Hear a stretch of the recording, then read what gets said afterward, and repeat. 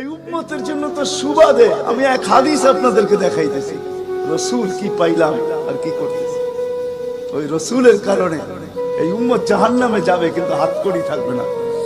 এই উম্মত জাহান্নামে যাবে, পায়ে বেড়ি থাকবে না। এই উম্মত জাহান্নামে যাবে, গলায় শিকল থাকবে না। এই উম্মত জাহান্নামে যাবে, চেহারা কালো হবে না। অথচ জাহান্নামীদের চেহারা কালো হবে, এই উম্মতের চেহারা কালো হবে না। একজনের চেহারাও কালো হবে না।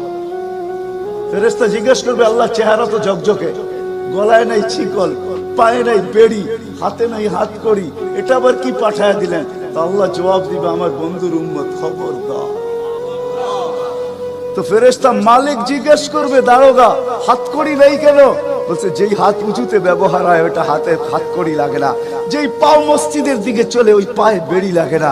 যেই কপাল আমার কুদরতি পায়ে জীবনে একবারও আমাকে পাওয়ার জন্য ঠেকায়া দিছে, সেজদা করছে, ওই চেহারা কোনোদিন কালো হয় না, গলায় কোনোদিন চিকন লাগে না। 3 জায়গায় আগুন লাগাবে না, খবরদার। চেহারায়, হাতে, পায়ে, বাকি শরীরে লাগায় দাও। আগুনকে যখন মালিক হুকুম দিবে ধরার জন্য, আল্লাহ আমাদেরকে শিখায় দিবে, স্মরণ করায় দিবে, আমরা কলেমা পড়তে থাকবো। আগুন আসবে আর যাবে, আসবে আর যাবে, ধরবে না। একবার, দুইবার, 3 বার হবে। মালিক কোরা চার্জ করবে, লাঠি চার্জ করবে, ধরিস না কেন? তো আগুন বলবে, লাইসালি সুলতানুন আলা মান ক্বালা লা ইলাহা ইল্লাল্লাহ মুহাম্মাদুর রাসূলুল্লাহ।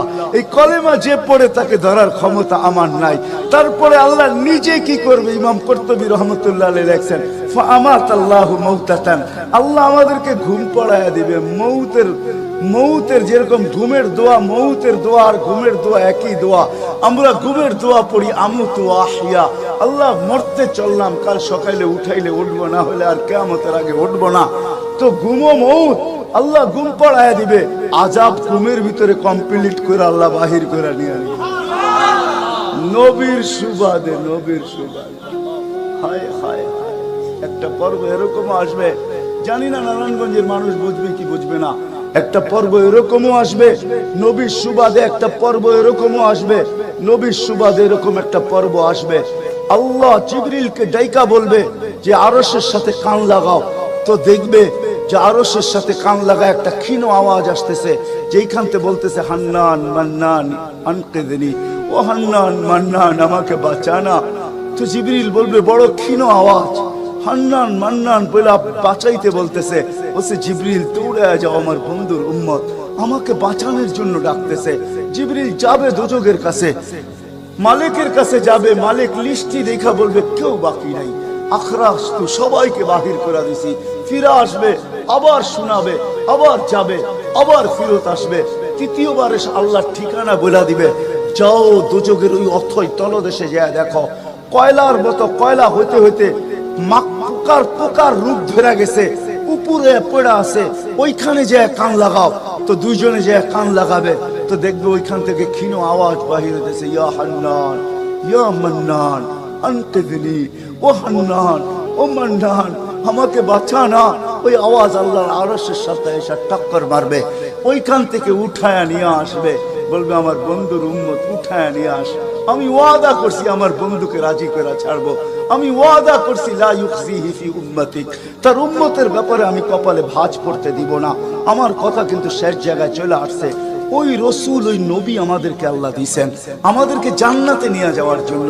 মেরে দোস্ত, শুধু ওনার অস্তিত্ব না, উনি একটা আদর্শ নিয়ে আসছেন, উনি একটা ক্যারিয়ার নিয়ে আসছেন, উনি একটা জীবন নিয়ে আসছেন।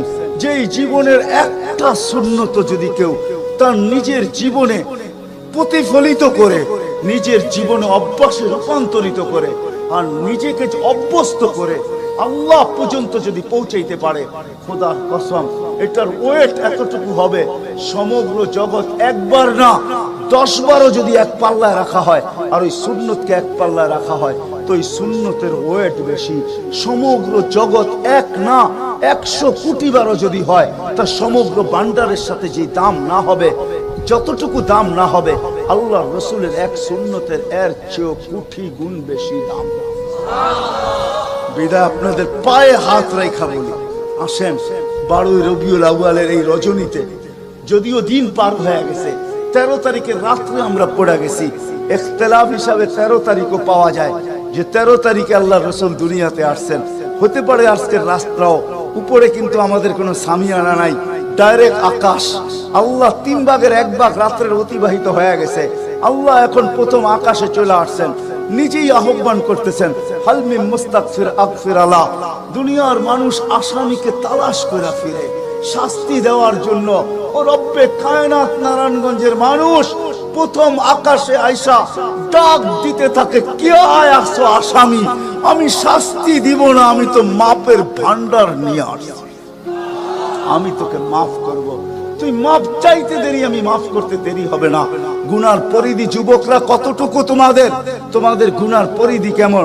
সমগ্র সৃষ্টি মিলাও যদি সারা জীবন গুনাহ করে, জিবরিল তার জন্ম থেকে মৃত্যু পর্যন্ত যদি গুনাহ করে, সমগ্র ফেরেশতা কেন সমগ্র সৃষ্টি মিলা আল্লাহর নাফরমানি করা ওই পর্যন্ত গুনাহকে পৌঁছাইতে পারবে না, যেই পর্যন্ত আল্লাহ বলতেছেন ওয়ালাউ বালাগাত যুনুবুকা ইনানাস সামা ওমা আশরাকতা বি ফাস্তাগফারতানি ফাগফারতু লাকা ওয়ালা উবালি।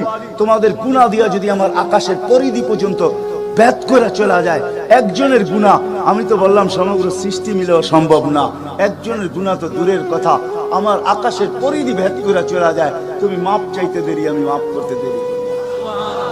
এই উম্মত তো মাপ চাইতেও হয় না, নবীর সুবাদে আল্লাহ এই উম্মতকে সুযোগ দিয়েছেন। তরজমা উলামায়ে কেরাম ভালো বুঝবে।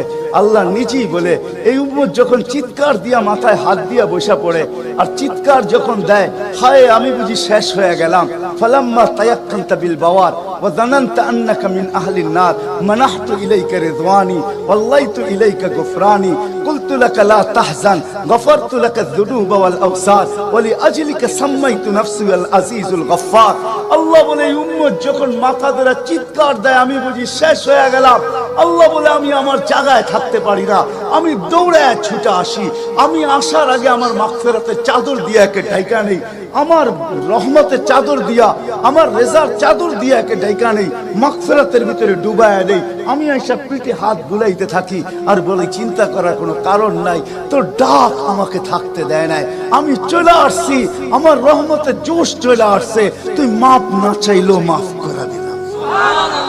মুহাম্মদুর রাসূলুল্লাহ সুবাদে বিদায় নারায়ণগঞ্জের মানুষ, আমি যুবকদেরকেও বলবো, মা বোনদেরকেও বলবো, সবাইকে বলবো, শুধু আমাদেরকে জান্নাতে নিয়ে যাওয়ার জন্য আসেন নাই, একটা সুন্দর জীবন আমাদেরকে দেওয়ার জন্য আসছেন।